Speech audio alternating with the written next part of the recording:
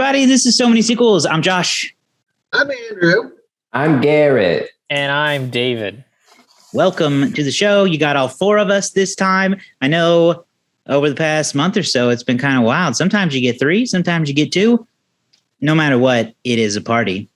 Mm-hmm. We are it's a juggling act over here. Is that what you were doing? It was juggling. Juggling. Superimposed some I don't know, chainsaws or something. Make it interesting. Okay. Chainsaws, yeah. What about shaken martinis because of James Bond? That's good. We're still digging through Daniel Craig's James Bond movies in the run-up to No Time to Die, his final entry in the franchise. And this week we're on Skyfall. Skyfall came out in 2012, directed by Sam Mendes, who would go on to direct 1917, another great movie. I think Sam Mendes is pretty solid director. Yeah. Road to Perdition and all that. Yeah. Right. That was before this. Yeah. And this time in the life of James Bond, he has been involved in a mission gone wrong. MI6 is attacked, and basically M and James Bond are on their own to figure out who's behind it and how to stop them. Let's start with first thoughts from Andrew, because he's been quiet for so many weeks now. Yes, welcome back, Andrew. Welcome back. Thank you. It's good to see everybody. Indeed. Wish we could say the same. Well, see us all the time. It happens. No, the thing is that I absolutely love this James Bond film.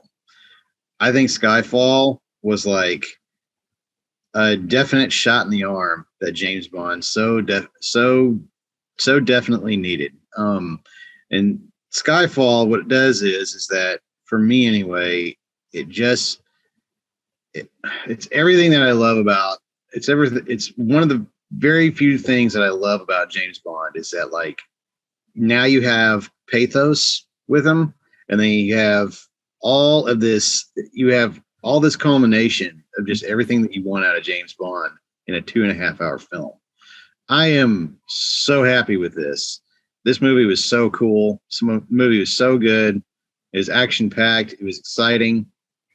There's virtually nothing bad that I can say about it. Wow. Ringing endorsement. High praise from Andrew. Let's move on to David's thoughts then. You know, we talked about it last week, Andrew. You probably did not watch or listen to our discussions of Quantum of Solace and Casino Royale, but I did not care for Quantum of Solace that much. I thought it was seemingly fairly fine, but good, because and I said last week, what would I need? What would have to change? Right? I remember Garrett, I said, what would need to change for us to be like, yeah, okay, we're down for this. And I said it would need a lot more character moments, and that's what we got here. Skyfall, I feel like, is a vast improvement over Quantum of Solace, and kind of, I know that from a story perspective, Quantum of Solace carries the story forward from Casino Royale, but in terms of a stepping everything up, I feel like this is the better sequel to Casino Royale, because you see this Bond be charming, you see him be vulnerable, you see him. We get to learn more about his past, more about his actual wants and opinions and stuff like that. And you get a little bit more of his personal relationships with these with M and Eve and Q and all that stuff. I really thought those were really well done. The action is great. The pacing is really good. I didn't feel like it was as exhausting as the other two films with the constant chases and fights and aggression. I understood what was going on. That was a big one. It's like they were very clear what was the goal, what was why are we chasing this person? What does this person have that we need to get, right? And it was much more personal of a story for me. This is kind of what I envisioned James Bond to be, is this kind of like top levels espionage spy thing. So yeah, I thought this was great. I have one quibble, but it's not really a quibble with this movie specifically. It's a quibble with it's a Hollywood trope that I'm just kind of over, and this movie really typified how over it I am. But we can get into that a little bit later. But I thought this was a big step up. I can see why people love this one. Yeah, I think David and I are on the same page. We were both kind of like, we weren't feeling it after the first two. We wanted to, we just weren't there. And I think that we both, based on your takeaway and mine, are at that same level where this is more of the James Bond that I was expecting to. You add more of the characters that I'm familiar with. You know, you had Q and his introduction and his first time showing up in these. For me, you had a lot of the cool gadgets and the fun, inventive ways that they shoot and kill. I mean, with the car with the machine gun headlights, you know, things like that you didn't get, or at least wasn't presented. And again, with my only experience being pop culture knowledge, those are things that were missing in those first two movies. I also mentioned that I struggled to connect with James as a character.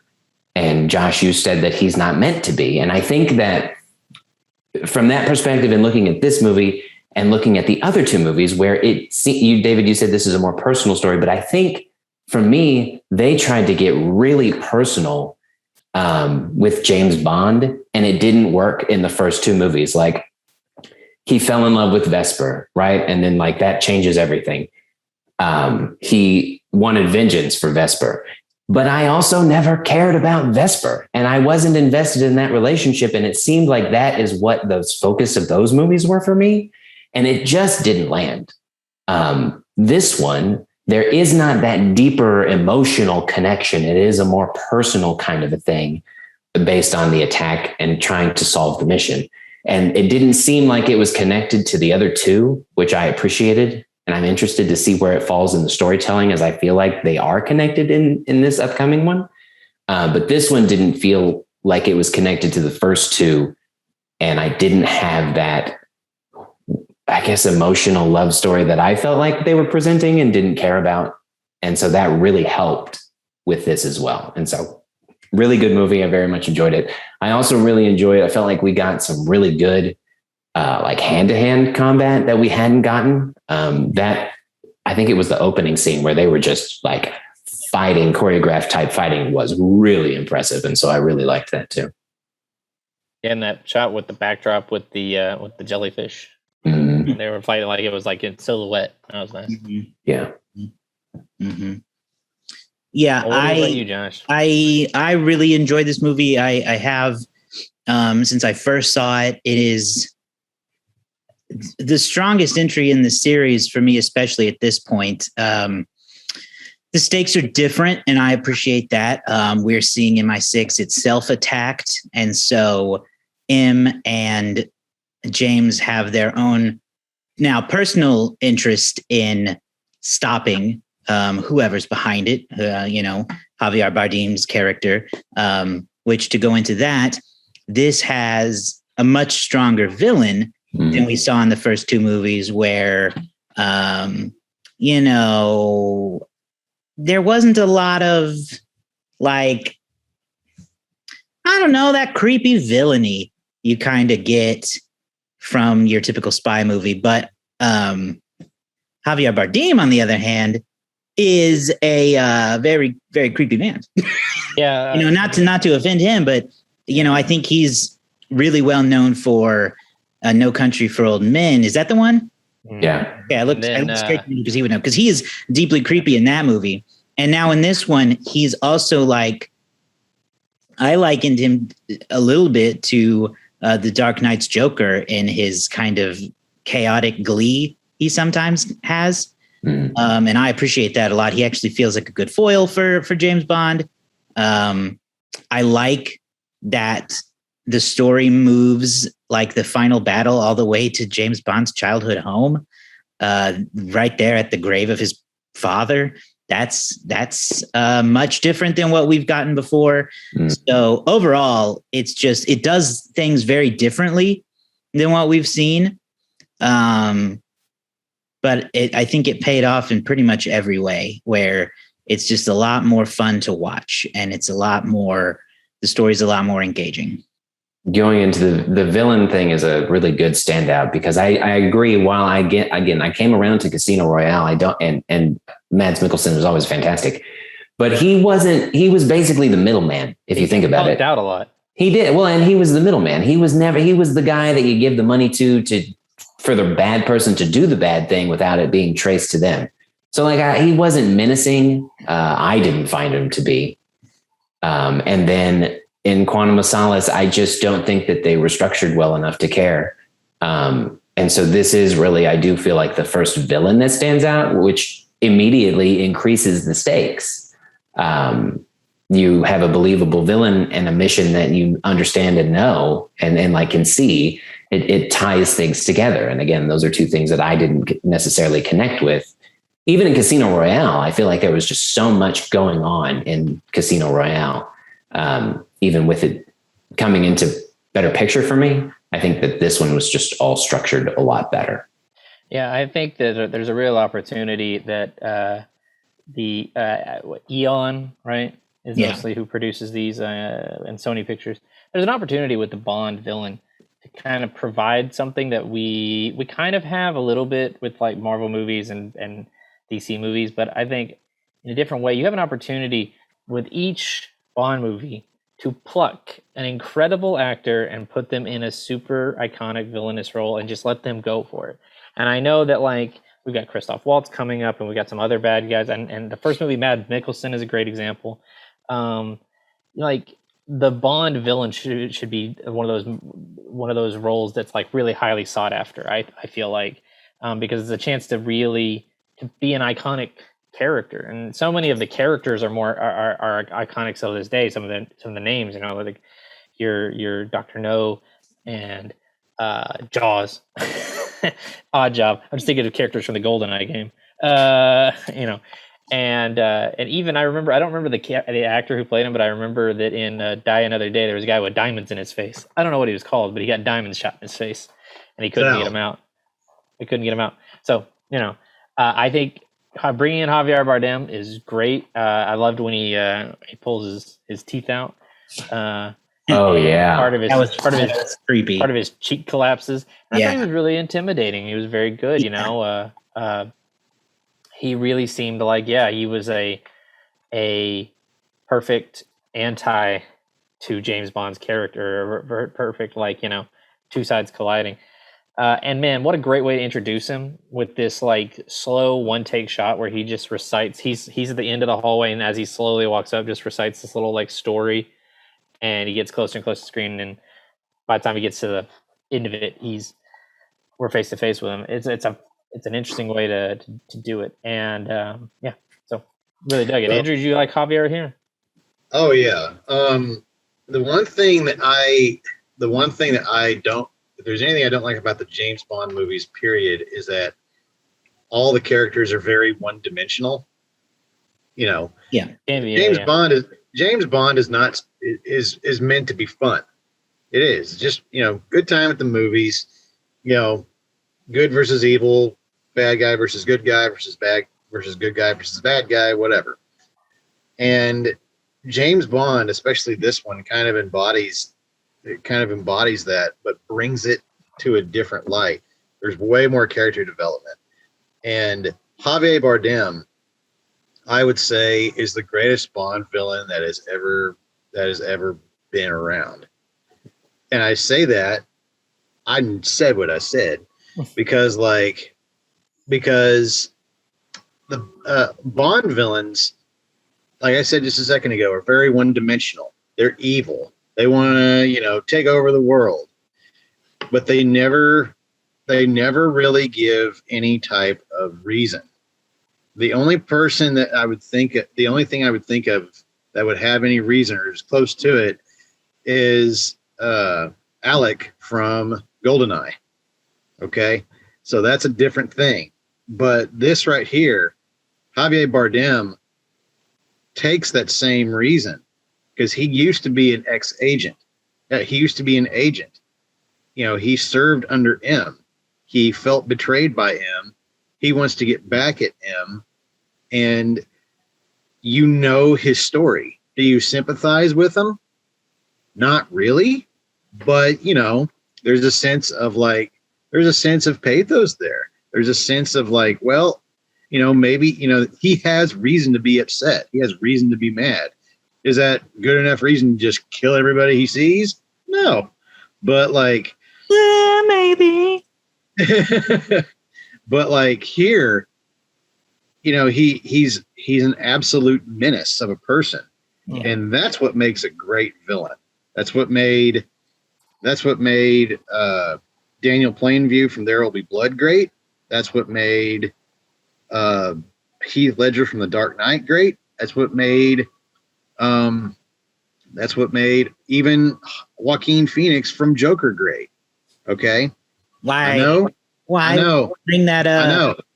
Why would you I say know. two Jokers? You could have said Darth Vader or something. I don't know. And even Darth Vader. I was thinking of other characters. I was thinking. Yeah. I'm going to pivot and jump in. So you guys know more about the Bond villains than David or I. Outside of pop culture. So I do find it interesting because of the villains that I have seen, I agree that Javier Bardem has been the best. But like, I don't know his name. So my question, I guess, is, has this Bond franchise done anything to add to the legacy or of new characters or new villains that people should care about outside of James Bond himself so far? Like, I would say that the only Bond villain that I remember the name of right now is De Chiffre. I think that they did a good job of driving his name home and creating him and being a very name like Dr. No or GoldenEye. I'm not saying he's on that level, but like from memorability standpoint, I don't know if they've done anything. And this is not necessarily just Bond. I mean, recently, then do any of modern villains outside of them stand out in like those name recognitions? I would say here's the one that I know, and it's only because of a certain other franchise, and that is Blofeld. Andrew Blofeld, right? This is basically the inspiration for Dr. Evil. He was it's from got the Diamonds cat, Are the Forever. scar, the bald head, the whole thing. Basically, Dr. Evil is just a ripoff or just a parody of Blofeld. Yeah. Okay, who I think, I don't know, I honestly don't know, but I think we're gonna get to potentially see them in the future of this franchise. I don't know. He was in Diamonds Are Forever. Diamonds Forever. I'm reading here he was in Thunderball. So he's a recurring bad guy. Yeah, he's been in more than one. He has a bald head with that little scar right here, and he's always petting a cat. So, but I'm asking, do these current villains, I guess, stand up and to the ones that people know, right? Like in terms of pop culture, however you want to look at it, do these villains measure up to the pop culture standards, I guess, that has been created with the ones that do stand out? These movies are generally considered the best of the James Bond because they're very realistic. They're very gritty. They're not as overly the top campy. But does anything outside of Daniel Craig's stand out? There's only one person I think that stands out, and that is from License to Kill. To me, anyway. And the reason why I say that is because License to Kill was the revenge flick. Mm-hmm. And also I will say Goldfinger. Well, I don't know. I don't think the Bond villains necessarily stand out in the context of the conversation we're having. They may not, and I'm just genuinely here because I don't know. I would say based on what I've read, in terms of reinventing the characters, like this version of this Daniel Craig's James Bond kind of reinvented the character and made him more interesting. Mm-hmm. I think if that's what you're asking, Garrett, I think the other character that stands out is the character who has a lot of time in this movie and in the other two movies, and that's M, played by Judi Dench. She really gets a lot more weight. Andrew, Josh, maybe you guys have seen more Bond movies than me. M is kind of just a character in the other movies that just sort of gives exposition and then off James Bond goes, right? Whereas in these last three movies, M has been an integral character into each of the stories. I agree with that. Yeah, she's more or less the boss typically. And I mean, the thing with the villains is that they don't really repeat. Like they're pretty much a new villain every single movie, going back for almost all of them. So they don't have those kind of repeat appearances that make them like arch nemesis that are memorable. Like Andrew, you mentioned Goldfinger. I think he's memorable because his name's weird, and he has that classic "No, Mr. Bond, I expect you to die" line. But like that's the one and only time you ever see him in 50 years of James Bond. So they don't like exist in that capacity. I don't think. I mean, I think the early films there's a repeat villain, but they kind of steer away from that. Yeah, I mean, the only other person I can think of that's been comically played is Jaws. Jaws. Jaws is that, and Jaws is just like he's a recurring villain. He's been in more than one Bond movie, and he's I don't know. He's almost a part of the genre just as much as Q or M. So when you think Jaws, when I hear the word Jaws, I think of him. No, you don't. You think of the movie. Shut up.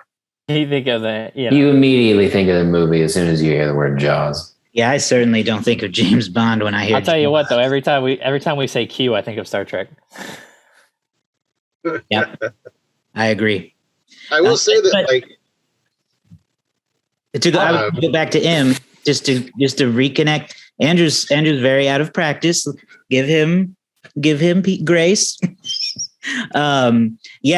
She is more. She has more depth in this one because she plays a different role of being she's the target more or less of Silva, and also now someone that Bond has to protect, which he hasn't had to do before. So she's got a little more. She's got more to do in this film than she really ever has in the past. Yeah, and then I don't know when that was sort of famously, I guess that's the wrong word. Famously, Judi Dench is, I believe, the first woman to play M. Am I right? Normally, M is a male character. Right. So, and then it was a big reinvention of that character, and I think it was successful. Yeah, and then I mean, we're about half an hour into this podcast. Spoiler alert! Then they kill her. Uh-huh. Then she dies. So yeah, she has her. And we set up a new M in Ray Fiennes, which good follow up. I think. Sure, he's a great actor in terms of acting dynamics. And I think if you look at this story, these three stories we've seen as an arc for the relationship between Bond and who, let's face it, at this point is his surrogate mother, M. Right. Their arc, I think it makes for a pretty good trilogy to this point. Not that and Quantum of Solace being kind of a low part. I feel like I've not heard great reviews for Spectre, so it's very possible that this is the peak of Daniel Craig's Bond. A lot of people say that they wish they had just ended James Bond with Skyfall because it is so good. Yeah. And we'll see if maybe No Time to Die gives us a little bit of like a nice swan song with him. I mean, it's kind of I'm sure it will. There's like a 6-year gap between the two. They've gone into this film knowing it was Craig's last, so I'm sure it will be at minimum a fitting goodbye to his Bondery. It's like saying goodbye to another doctor. So I mean, we don't have to talk about this one right now. We can talk about it later in the next one. But how do they normally handle like the trade-off from Bonds? Because they're not normally connected, right? So like normally Bond just goes away and they come back with a new person. Imagine I feel like Batman. It's just different. Yeah, because I feel like they have been, again, my structures, I have no idea. So tell me if I'm wrong, but like they're building this to possibly be handed off to someone, right? You really need to picture these like Batman movies. I think Batman, that's the best. Spider-Man, that you should expect no real solid connection between George Clooney and Christian Bale. They're just this is new now. Sure, I'm just saying they've built towards a handoff of somebody. Do you think they're actually going to hand it off to somebody, or have they announced who the next person is in Bond? I don't remember. They have not announced any future plans for Bond, and they will not hand it off. because Okay. 007 is only James Bond. Yeah. Okay. The movies are really just mission to mission, and But these haven't been. These haven't been, is what I'm gathering. Well, until Skyfall. Skyfall is unrelated to the previous two. True. so like my thing is that like what happens is that there's like maybe a 3 or 4 year hiatus because they have to like find that one Bond. So how bonds are traded off, there's usually that amount of time in between each Bond movie before It'll they be find several years. Yeah. because like when they did License to Kill, between License to Kill and GoldenEye, there was a period of about 6 almost 6 years. Yeah. So It's really like he's a superhero where sometimes they just switch actors and it really won't be acknowledged. yeah, That's fine. Yeah, And there's there not- are some. There have been some M's, some money pennies, some Q's that have transcended multiple actors as James Bond, and then sometimes they just recast everybody. It's really kind of at the whims of the studios. Yeah. pretty much. But we do need to move on now We do. into our box office segment. My the- as we what? sorry. I was gonna say as I do this, I'm gonna Oh. sneak in my nitpick. Oh, So- sneak it in. Yeah. Yeah, I'm going to sneak this in as I pull up my research. So here we go. We're going into Skyfall, which features a villain who planned this all along. I always hate that. I'm over it. I hate he wanted to get caught. That was his plan all along, was to get caught and be here. And now we're trapped. He's hacked us. Oh no. We played right into his hand. I'm like, I'm just so sick of it. Just give me a bad guy who doesn't want to get caught, who that's like a big F up for him. He's like, I didn't mean to get caught in the middle act. Ah, crud. All right. Well, I feel that. I get it. I get like that. I'm just so I'm kind of over the villain who's so much smarter Sure. than everybody. At least for a while. Give me a break. All right. So Skyfall opened November 9th, excuse me, of 2012. Big year for Hollywood, the 2012. And Skyfall would be number one open with $88.3 million, which is great. That's a great open in the US. Number two that weekend was Wreck-It Ralph. Number three, Flight with Denzel Washington. Number four, I believe this was Best Director that year, right? This is Argo. And No. then No, That was that, Best Picture. it was notoriously not Best Director. oh, Yeah. was it Many best, believe it should have been. was it Best Yes. Picture? It was Best Picture, but not Best Best Picture, but Ben I knew- Affleck was snubbed. I knew that it was one of the two. And then number five in its sixth weekend, Taken 2, which for my money was taken too long to get to the point. Rim shot. Anyway, Skyfall would go on to make $304 million domestically in the United States, which would help it to finish at the number 4 spot for the year. Wait, hang on. Let me adjust these real quick to your releases. Yes, number 4, 304 million. Just behind at number 3, The Hunger Games. At number 2, The Dark Knight Rises. And at number 1, Avengers, which brought in $623 million. Number 5 spot, Hobbit: The Unexpected Journey. As I said, big year. You had 5 movies make more than $300 million that year, which is very big. You had 11 movies make more than $200 million. Rounding out the top 10 was Twilight, Breaking Dawn Part 2, The Amazing Spider-Man, Brave by Pixar, Ted, and Madagascar 3, Europe's Most Wanted. That was the one with the Afro Circus, if I believe. Going to its worldwide stats, Skyfall would also make $804 million internationally, which is just gigantic. To finish number 2 at the worldwide box office with $1.1 million. The only movie better than that would be The Avengers again, which brought in $1.5 billion. Sorry, I should have said this is the first and to this point only Bond movie to make over $1 billion. Highest grossing Bond movie by far. Skyfall broke several records, including it is the it's kind of funny. It did not break the opening weekend record in the UK. That at that point was being held by Harry Potter and the Deathly Hallows. You'll remember when we talked about Quantum of Solace. Quantum of Solace beat Harry Potter for our best opening weekend. Harry Potter took it right back. Unfortunately, Bond was not able to beat Harry Potter in 3 day, but it did beat it for the highest opening week total, so 7 days. And it's at this point the highest grossing movie in UK history. So that's pretty much it for Skyfall's box office run. A lot of money, $1 billion made over $1 billion. Won some Academy Awards as well. So I mean, you gotta think that in terms of every way you would consider a Bond, in terms of every way you would consider success, the Skyfall is a massive success. Amen to that. All right.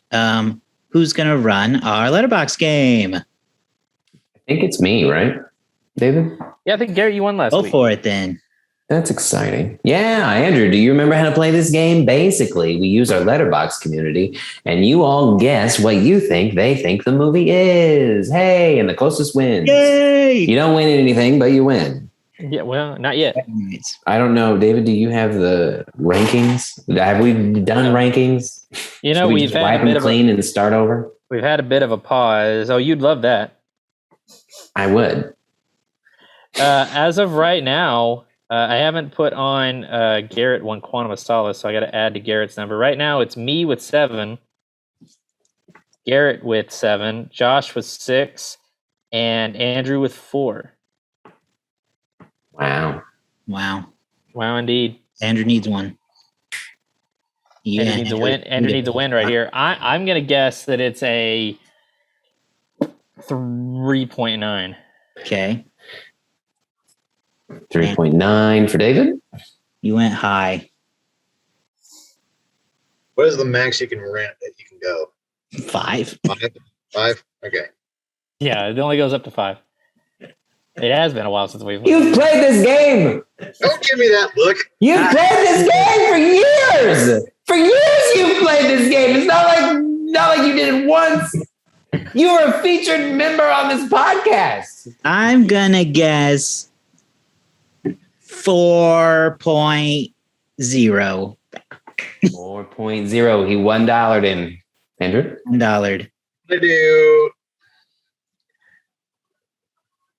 I'm gonna do 3.7. 3.7. Oh man. Okay. I gotta. Wow, y'all are bunched up. How exciting is this? Okay. I gotta hit this on the head. So yeah, somebody's gotta win. And the downside is nobody does. Oh. It is a 3.8.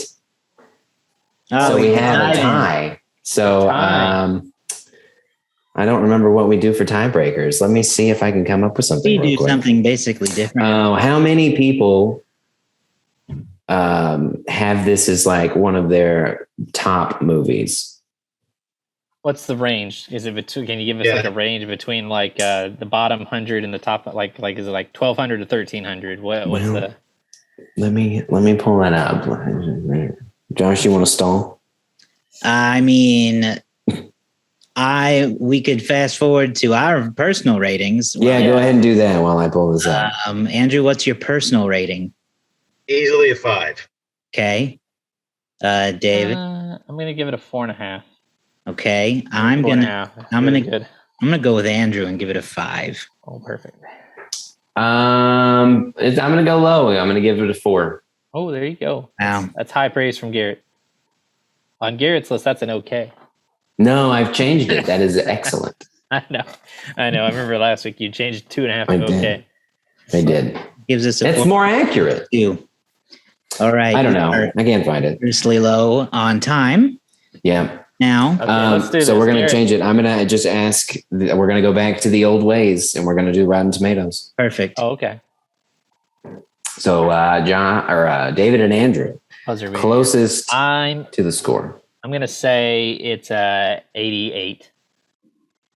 88 miles per hour. So it's an 88 on Rotten Tomatoes. I'm going to say 86. It's going to be 87.